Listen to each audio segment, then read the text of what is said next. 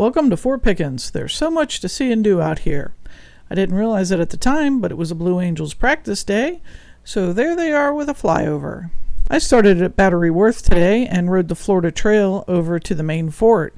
If you didn't know, the northern terminus of the Florida Trail that runs all the way down to the Everglades starts in Fort Pickens. You can see all sorts of wildlife out on this trail, and this is exactly what I was looking for. I was trying to find eagles today. There's a little offshoot trail on the Florida Trail, and I went back a couple hundred yards and found an eagle guarding a nest. This little bridge on the Florida Trail right behind Fort Pickens is home to some of the largest alligator snapping turtles I've ever seen, and I'm pretty sure they've been there for decades. Look by the bank right underneath the bridge, and you should see him. He'll pop his head up. I'm standing right by the start of the Florida Trail, and there's Fort Pickens. The fort was named after Revolutionary War hero Andrew Pickens. It was built between 1829 and 1834 and is now a part of the National Park Service. The walls are about 40 feet high and it is pentagonal in shape. Right as you enter, there is a little gift shop if you're interested in picking up a little souvenir. Fort Pickens is the largest of the fortifications, and the purpose was to defend Pensacola Harbor. The other forts in the area are Fort Barrancas, Fort McRae, and at the time, the Navy Yard. In 1886, Geronimo, one of the Apache medicine men, was unfortunately held prisoner here. Not one of Pensacola's finest moments. In addition to being a prisoner and doing hard labor, he was somewhat of a tourist attraction for the area.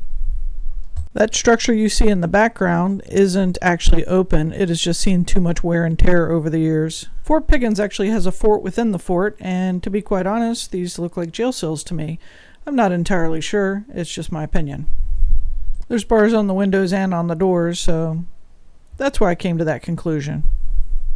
There are some houses at Fort Pickens, and I asked a ranger who got to live there, and she said it was for visiting biologists, visiting rangers, folks that were working on the property that didn't live here locally. On the south side of the beach, adjacent to Fort Pickens, is a little building, and they have ferry information. I think you can buy tickets in there. You can also buy them online.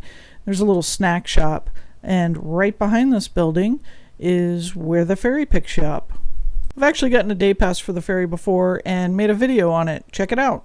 Another one of the buildings at Fort Pickens is the Learning Center, and it has all sorts of information from animals in the area to our sea life to why our beach is so white. And the answer to that is because it is ground granite that has come down from the mountains over thousands of years and has landed on our beaches, and that's why we have sugary white sand.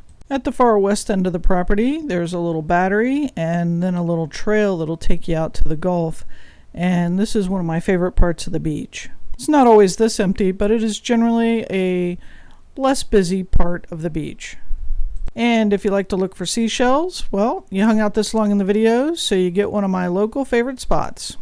There is a battery directly on the Gulf, and that is Battery Langdon. Looks like it's built straight into a sand dune.